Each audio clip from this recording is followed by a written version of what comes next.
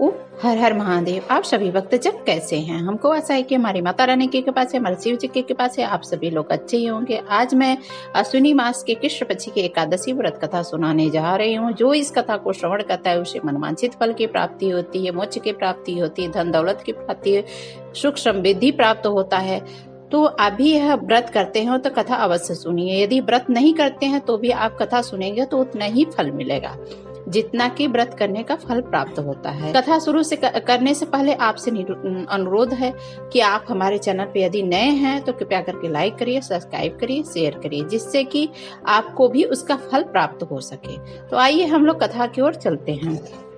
धर्मराज युधिष्ठिर जी कहने लगे कि हे भगवान, अश्विनी मास के कृष्ण पक्ष की एकादशी तो आप सुनाई थी, लेकिन कृपा करके अश्विनी मास की शुक्ल पक्ष की एकादशी भी आप सुनाइए। इसकी विधि भी बताइए कि क्या होती है, इसका क्या फल होता है। भगवान श्री कृष्ण कहने लगे, हे युधिष्ठिर, पापों को नाश करने वाली इस एकादशी का नाम पापांकुशा एकादशी है।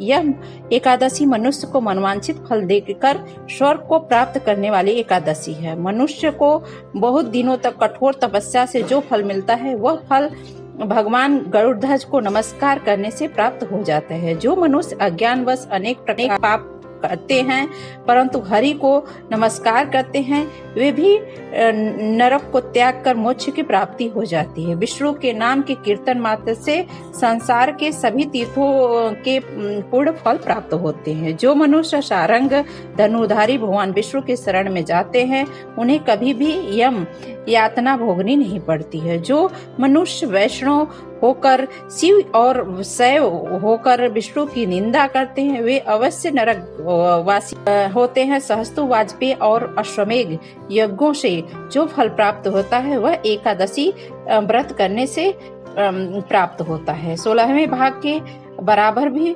नहीं हो पाता जितना कि संसार में एकादशी के बराबर पूर्ण प्राप्त नहीं हो पाता जितना कि एकादशी के बराबर पूर्ण प्राप्त होता है। इसके बराबर पवित्र तीनों लोकों में कुछ भी नहीं है। इस एकादशी के बराबर कोई भी व्रत नहीं।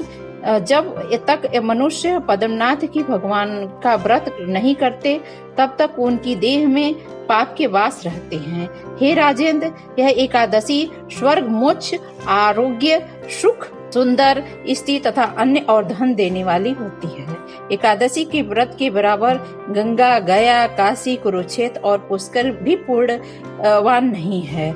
हरिवासर तथा एकादशी का यह व्रत करने और जागरण करने से सहज ही मनुष्य विष्णु पद को प्राप्त कर लेता है। हे युधिष्ठिर, इस व्रत के करने वाले इस पीढ़ी मातृपक्ष 10 पीढ़ी, पितृ पक्ष 10 पीढ़ी, स्त्री पक्ष तथा 10 पीढ़ी मित्र पक्ष का उद्धार कर देता है। वे दिव्य देह धारण कर चतुर्भुज रूप को पीताम्बर पहने और हाथों में माला लेकर गरुड़ पर चढ़कर विष्णु लोक को जाते हैं। हे नृपोत्तम, बाल्यावस्था, युवावस्था और वृद्धावस्था में इस व्रत को करने से पापी मनुष्य की दुर्गति को प्राप्त न होकर सदगति को प्राप्त होता है। अश्विनी मास के कृष्ण पक्ष की इस पापांकुशा एकादशी का व्रत जो करते हैं वे अंत समय में हरिलोक को प्राप्त कर लेते हैं तथा समस्त पापों से मुक्त हो जाते हैं। सोना, तिल, भूमि, गौ, अन्न, जल, छत्री तथा ज्योति दान करने से मनुष्य यमराज को नहीं देखता है। जो मनुष्य किसी प्रकार के पूर्ण कर्म के बिना किए करता है, इस लोहार की भट्ठी तरह सांस लेता है, वह निर्जीव के समान ही है। निर्धन मनुष्य को भी अपनी शक्ति के अनुसार दान करना चाहिए तथा धर्मानों को सरोवर, बाग, मकान आदि बनवाकर दान करना चाहिए। ऐसे मनुष्यों को यम का द्वार नहीं देखना पड़ता है तथा संसार में दीर्घायु होकर धनाढ़, कुलीन और रोग रहित रहते हैं। भगवान श्री कृष्ण ने कहा, हे राजन, जो आपने मुझसे पूछा वह सब मैंने आपको बताया। श्री कृष्ण जी कहते हैं, प्राचीन समय की बात है, विंध्याचल पर्वत पर एक क्रूर शिकारी रहता था। उसका नाम क्रोधना था। उसने जीवन भर निर्दोष पशुओं जीवों की हत्या किया करता था। उसे अपनी मौत से बहुत डर लगता था। बुरे कर्मों में जीवन व्यतीत करने की वजह से वह जब उसका अंत समय आया तो यमराज के अति भयानक दूत उसे अपने साथ नरक ले जाने लगे।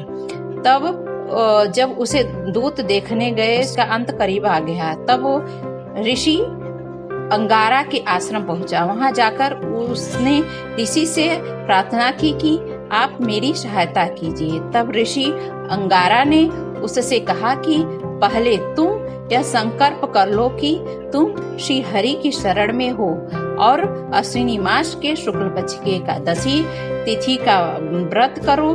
इससे तुम्हारे सारे पाप नष्ट हो जाएंगे, जिससे तुम्हें नरक नहीं भोगना पड़ेगा। ऋषि के कहने पर क्रोधना ने इसी विधि से व्रत किया। इस व्रत के प्रभाव से उसे यमराज के दूत से मुक्ति मिली और हरि के शरण में प्राप्त हुआ। तब से पापांकुशा एकादशी व्रत किया जाने लगा। जो लोग अपने पापों से मुक्ति पाना चाहते हैं वो लोग यह व्रत अवश्य करें। यह आपको कहानी कैसी लगी? यदि अच्छी लगी हो तो कृपया करके लाइक करिए, सब्सक्राइब करिए और 1-2 लोग को भी आप शेयर करेंगे, पूर्ण फल को प्राप्त कर लेंगे। ओम हर हर महादेव।